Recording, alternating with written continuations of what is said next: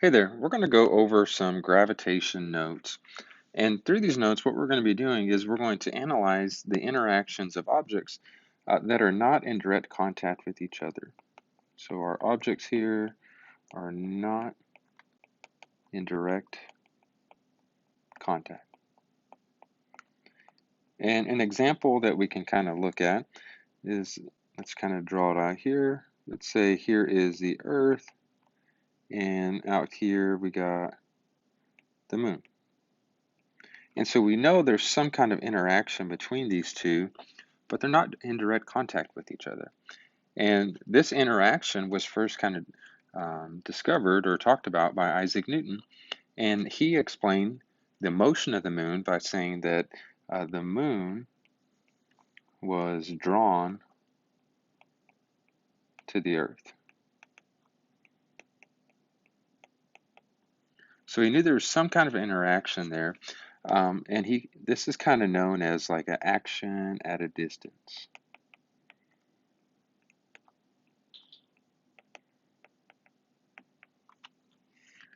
And through his work, what Isaac Newton kind of found and discovered and claimed was that the force, it obeyed in what we call an inverse square law.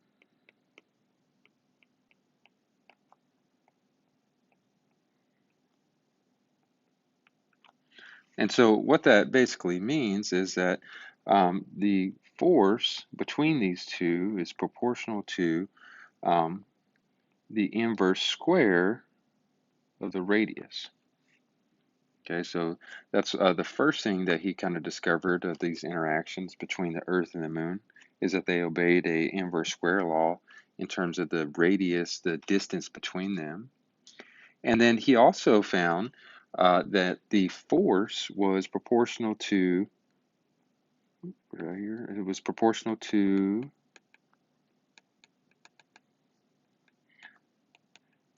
both the Earth and Moon, their gravitational mass.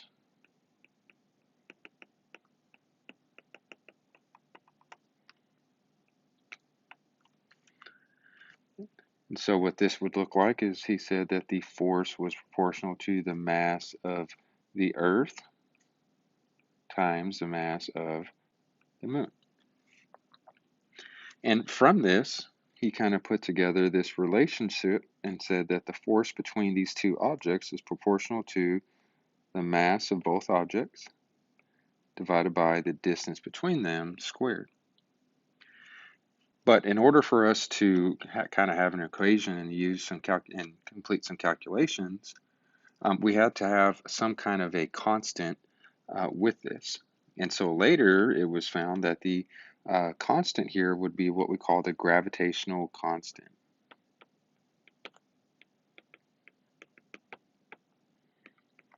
And the gravitational constant is symbolized by a capital G. And that gravitational constant, G, it's equal to 6.67 times 10 to the negative 11. So it's a really small number, and that's newtons times meters squared over kilograms squared.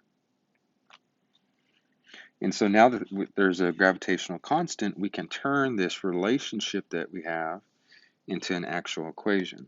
And so our equation is the gravitational force is equal to this gravitational constant times the mass of two objects divided by the distance between them squared. And so this is the equation that we can use to calculate the gravitational force between two objects, like the Earth and the Moon, or the Earth and the satellite, or two planets. So we could use this equation to analyze the interactions between objects that are not in direct contact. And so with this, as you can tell, we're going to have some exponents that we got to work with. And if we're talking about the mass of a planet, we're going to have a very large number for the mass. And there's probably going to be a large radius or distance between them as well. And so in these calculations, we have to use a lot of our exponents. So real quick with the exponents, remember on your calculator, don't use the times 10 caret. Okay, it could kind of get you in trouble where sometimes if you don't enter it in just right, it might calculate your exponent with the next number. So a quick example, let's say that I have the number 5.32 times 10 to the negative 11, and I want to punch that into my calculator. What you don't want to do is put 5.32 times 10 and then a caret symbol and then negative 11. Okay, try not to do that. You can get yourself in trouble when you're typing all of these exponents in there. Rather, use that EE button on your calculator. I know if you have a TI-84, I think it's second comma, but how I would type that in is 5.32, and then again, if you have an 84, you would hit second comma. I'm not sure about the other calculators, but it's a symbol that has a capital EE. And so 5.32, you hit the E button, and then you just type in the exponent, negative 11. Oops. Now, it's also kind of good practice to put a parentheses around that in your calculator.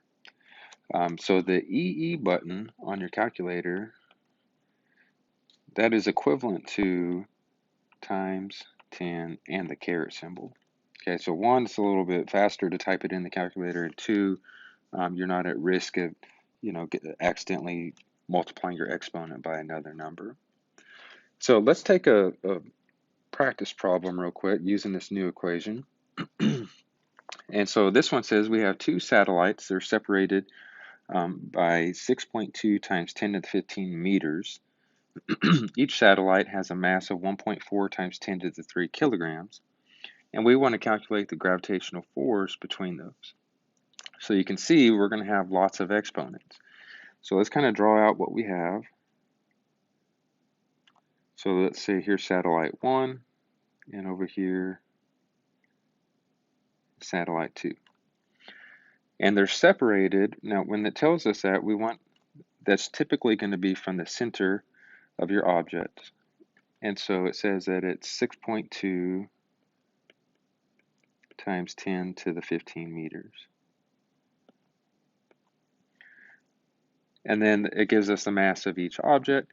We're going to calculate the gravitational force. So we have this new equation, Fg is equal to gravitational constant, m1, m2, divided by r squared. So from here, we're just going to kind of plug and chug. So my Fg is going to equal gravitational constant, 6.67 times 10 to the negative 11. And then we got the mass of both objects are the same, 1.4 times 10 to the 3, 1.4 times 10 to the 10 to the 3, divided by, and then we have our radius squared. So here on the bottom, it's going to be 6.2 times 10 to the 15, and then that number is going to be squared. So you can see there's lots of exponents that we're going to be working with. So typing it in the calculator is really important. So how I would type that in the calculator would be 6.67, use that EE function, negative 11.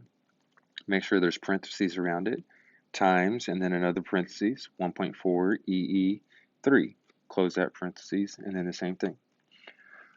So when you type all that in the calculator, I believe you should get 3.4 times 10 to the negative 36, and then this is going to be newtons. So you can practice typing that in the calculator to see if you got the same answer as me. So let's go back up here now. So now what we're going to kind of talk about is what we call field forces.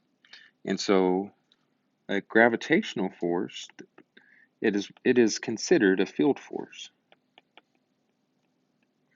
So we'll kind of talk a little bit about this. What a field is,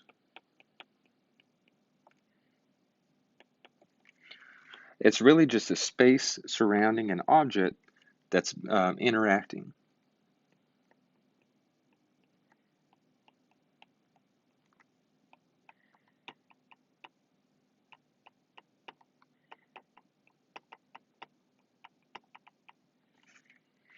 And by considering the field around an object, it does a couple things for us. One is it gives us a more broad analysis on that object.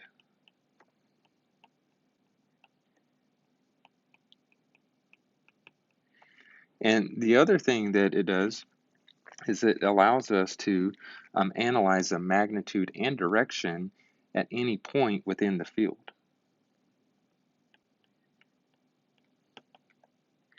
So magnitude and direction at any point within that field. And so, like I mentioned, gravitational force, it is actually a field force. So sometimes it's called a gravitational field.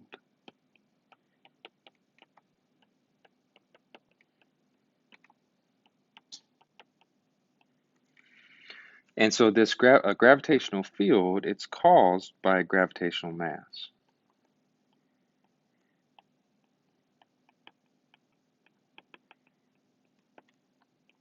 And like we mentioned earlier with the mass of the Earth and the Moon, and when we were talking about the relationship between them, Isaac Newton said it was proportional to that gravitational mass of the Moon and the Earth. And so a gravitational field is caused by that gravitational mass. It is a vector quantity,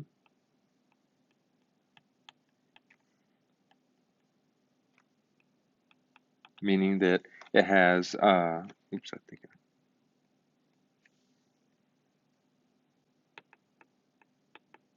meaning that it has both magnitude and direction. And the other thing is that it always points towards the object that creates the field.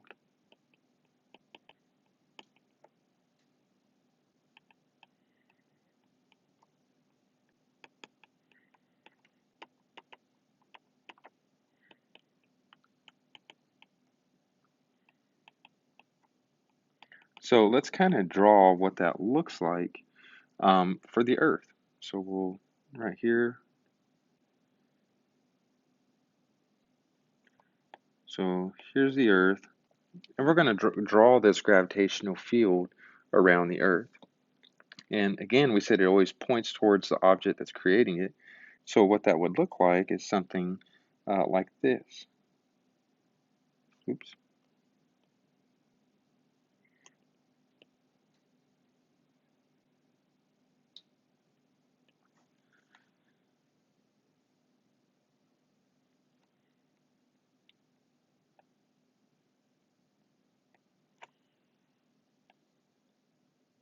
So these field lines are coming from all directions, and they're pointing towards the Earth.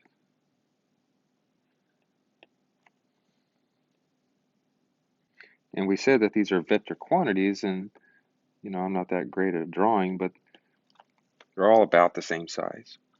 But as we get further, remember we said that gravitational force was proportional to the inverse square of the radius. So as we get further away from this, those field lines are going to get actually smaller and smaller.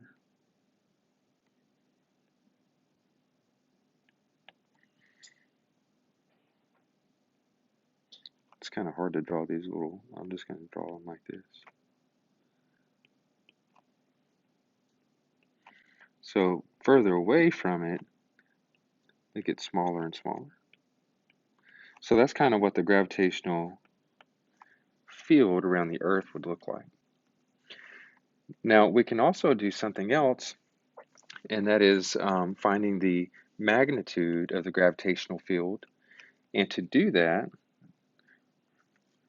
we're going to use our equation that we have, that Fg equals capital G m1 m2 divided by r squared. And we're also going to use our old equation that we had, Fg is equal to mg. And with this, we're going to be able to show the gravitational field of the Earth, or really any planet that we could use this equation for. So let's draw the Earth and the Moon here.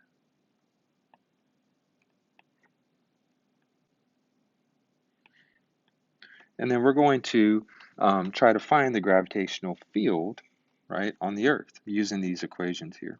So this gravitational field is this little g here. And so let's rearrange it for the gravitational field. So that would give me G is equal to Fg divided by the mass. And so we'll call this the mass of the Earth here. And then this is a little m, mass right there. Could be a satellite, could be the moon. And what we're going to do is we're going to substitute this in for our Fg. And so what that would give me is the gravitational field.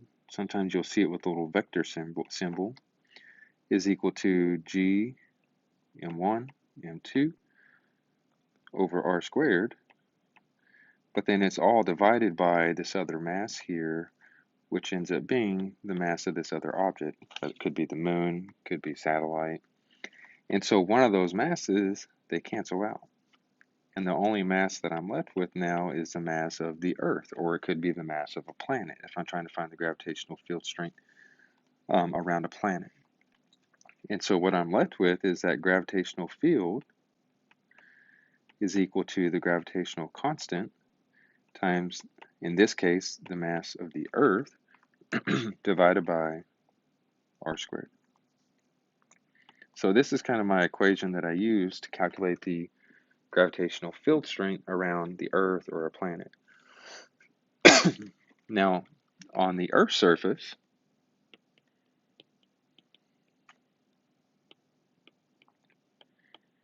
if we kind of draw those field lines, it's relatively flat. If we kind of zoom in on the Earth's surface, it's basically just flat. And so your field lines would look something like this.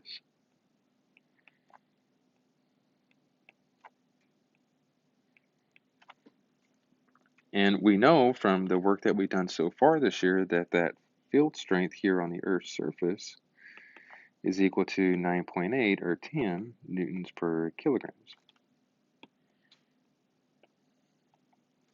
And that is this gravitational field here on the Earth's surface. Now, a couple more things as we end these notes. On your AP exam, they try to trick you a little bit. Okay, so this is kind of some talk about your AP exam.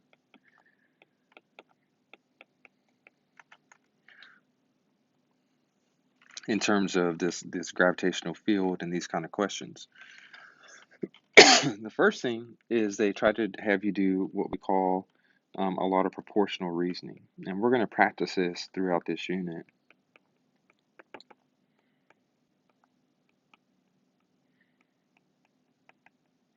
And in this proportional reasoning, what they do is on the AP exam, some of the questions they ask you is they ask you to compare the gravitational field on a planet with another planet that has twice the mass and half the radius. So with this, you have to manipulate your equations, but you don't necessarily have to solve.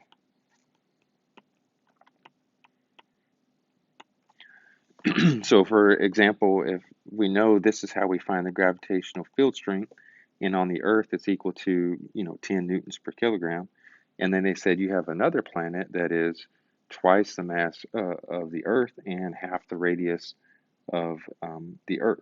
Well, then we'd have to go in and we would have to do something where we say G and then twice the mass of the Earth divided by half the radius of the Earth, that's squared. And what we want to do is compare the gravitational field strength of this planet with the gravitational field strength of the Earth. And so we'll do some practice solving those kind of problems. The other thing that they do on the AP exam is they try to relate the mass of an object and the radius of the object. And the way they do that is with density Because if you remember from your chemistry class, density is rho is equal to mass divided by volume. And then for as far as with the radius, they do that with your volume equation of a sphere, because the volume of a sphere is equal to 4/3 pi r cubed. And so they are going to relate the mass and radius with these kind of equations here. And so we'll do some practice with this throughout the unit to see how we actually do these two things right here in relation to these gravitational forces.